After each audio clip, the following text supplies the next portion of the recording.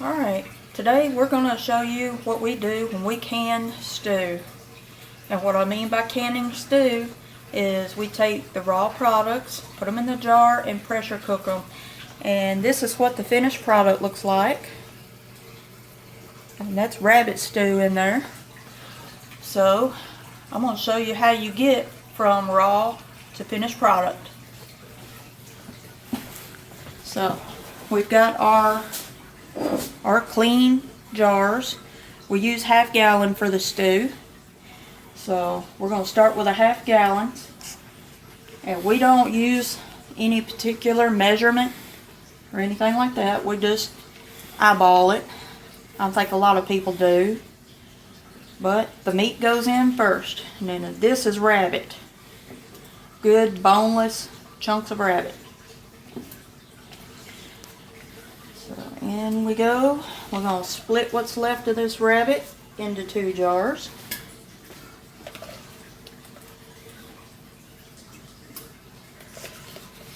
And get the last little bits of goodness in there. Alright, let me put this in the sink and then we'll get our salt. Now that we've got the meat in there, we'll put the salt in. Usually put the salt in first, but I got excited. So we are going to get our salt and our measuring spoons. And we are going to measure out some salt. If I can get that thing open right. That's 1 teaspoon of salt. You know, most people have a little bit of high blood pressure. And that's the way we are, so we don't go overboard on the salt. Like I was saying, 1 teaspoon of salt per jar. Goodness.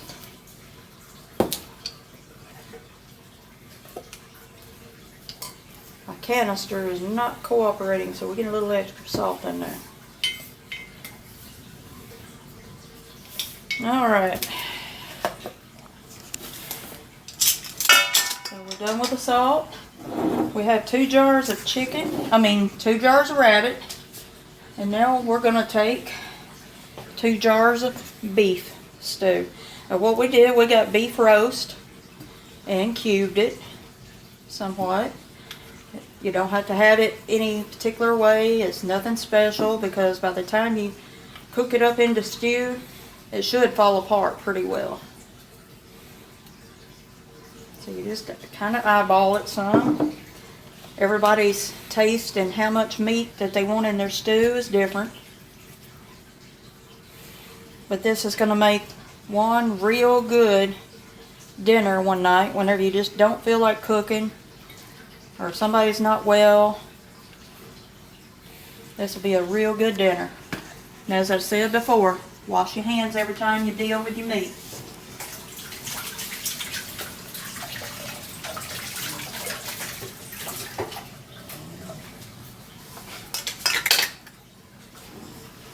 Okay, the next thing we're going to put in, and it's just the way I like to layer it.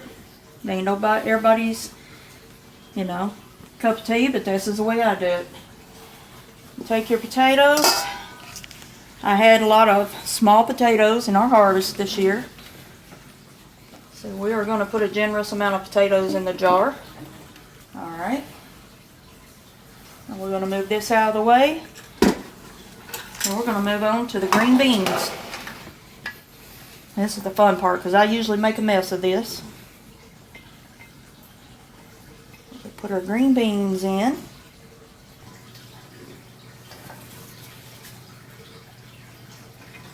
Green beans are real good to put in this space because it takes up a lot of the negative space in and around the potatoes.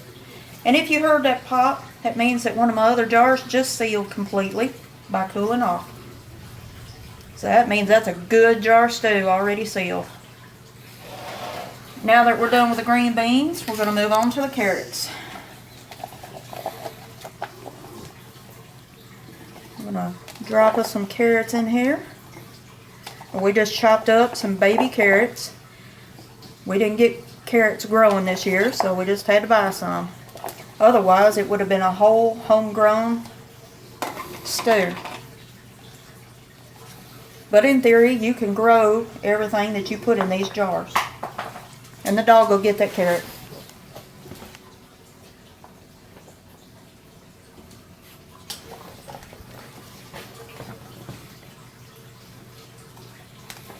Yeah, that one looks a little short. Alright.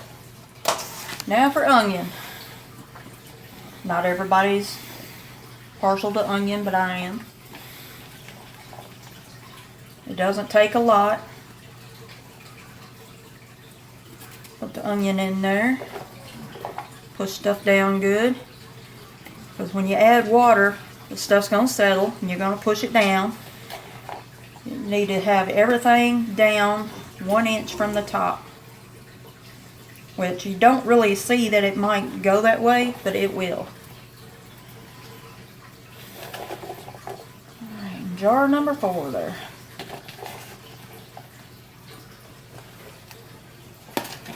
Alright. Now we're going to move over to the sink and get ready to put the water in. Alright, before you get the water in there, you might want to put some other seasoning other than the salt. And this is what I use. And it came from Mississippi State College. It came from their ag department. They put it together. And son went to Mississippi State, so we went down there and partake of some of it. Support the college. We'll put a little bit in there. We've had good luck with this. Makes everything taste good. It's a good stew seasoning.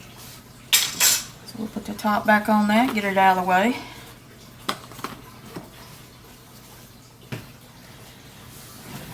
And now, a lot of people boil water to put it in the jars. I don't feel it's necessary. I just put hot water from the tap and put it in the jars, push everything down good, and get them sealed. So now we're going to put our water in here. Now earlier, it only took 2 cups of water per jar. Well, let's see how much it takes this time.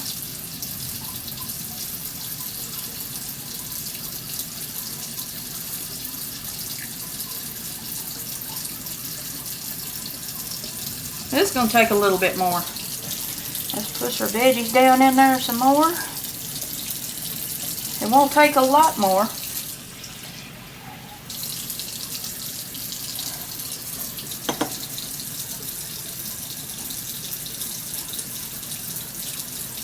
Two and a half cups. 2.5 cups of water for each jar. And I'll go ahead and do these and catch up with you when we put the lids on. Alright, now that you've got your jars full with water, your vegetables, relatively your whole stew, you want to take your dry cloth and you go around the lid.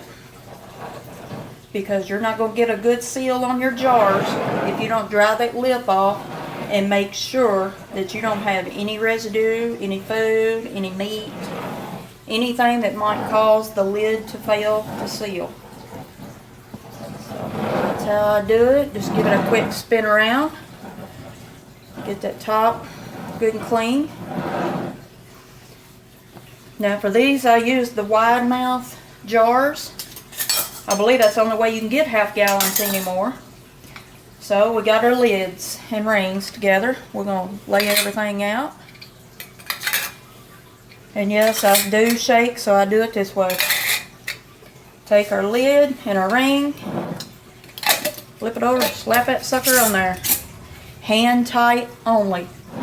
If you over tighten it, it's going to cause this lid to pucker, and then your stew will spoil. Or it'll fail to seal, and you'll boil all the liquid out. And all the goodness, because that's where the goodness is in the liquid. So that was the 2 beefs. Now we have 2 rabbit stews. Loosen that one up. I didn't like the way that felt. Alright, there it is. That's better. Sometimes you gotta check yourself. Rings are reusable, but the lids are not. just in case you haven't canned before. That's a little tidbit of info. Now you'll take your jars, carefully set them down in the cooker, and be mindful that the jars don't touch. You don't want them to clink around and bust. And I just heard the 4th jar pop, so all of my other stew sealed up. Alrighty. Now that we got it all in here, we spread our jars apart. You want your water up 2/3 of the way up on the jars. And this is pretty close. It's not a critical thing. It's not a die hard you have to. But we are going to take our lid, flip it back over. Now with most cookers, you've got an arrow here on the lid and an arrow on the handle. You line that up, you'll never fail to seal. Like that. So, with stew, you only need to, in a quart or half gallon, you pressure it at 10 pounds of pressure for 90 minutes. Pints are less, but I think pints are 45 minutes. Quarts and half gallons are 90 minutes. 10 pounds of pressure. You gotta watch it. So since we have a gas oven, we are gonna start this up. Just like that. Get her heating up. Set our timer. Well, no, we'll wait about setting the timer, because what you need to do is see a little bit of vapor come out of your spout right there where you put your juggler. And that's to make sure that all the water in there is good and hot and it's good and boiling. And then you put the juggler on there and set your timer for 90 minutes. So we'll get back to you when that happens. Alright, so now that the cooker has set here, it's come up with some pressure, the little metal thing right here has gone down into the lid. We're going to put the juggler on here, and we are going to set our timer on 1.5 hours. And that will start. Now for the stew, you only need 10 pounds of pressure for the 1.5 hours. And right now it's sitting flat on 0. But we have a gas stove, so that's really hard to maintain that temperature. If you have an electric stove, it's going to be easy as pie. But take a look under here. We have open flame. So we will have to keep an eye on this for the next 1.5 hours and adjust accordingly to keep it at the 10 to 12 pound mark. I usually give it about 2 pounds because we have open flame. That's harder to control. So whenever it gets done and it comes up to pressure, I'll let you know. Alright, so now that we've got 10 pounds of pressure, we're going to adjust the burner down. It's actually got a little bit away from me. It's about 12. That's alright. We're going to adjust the burner back some. And for this stove, it's got to go back quite a bit. But that's the goal, is to hold it there for 90 minutes. So we'll get back with you whenever it's time to turn it off. Alright, now our timer is shut off. So we're going to do that, turn the burner off, and we're going to give the cooker about 10 to 15 minutes to cool down before we can take the lid off and get the jars out.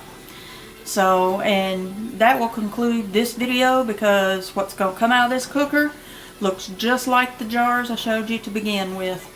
So you guys try this, give it a shot, and don't be afraid to experiment with some stuff. You know, grow your own food, can it, put it away, be a little bit self-sustaining. It's just a good thing to do. Thank you. See you on the next video.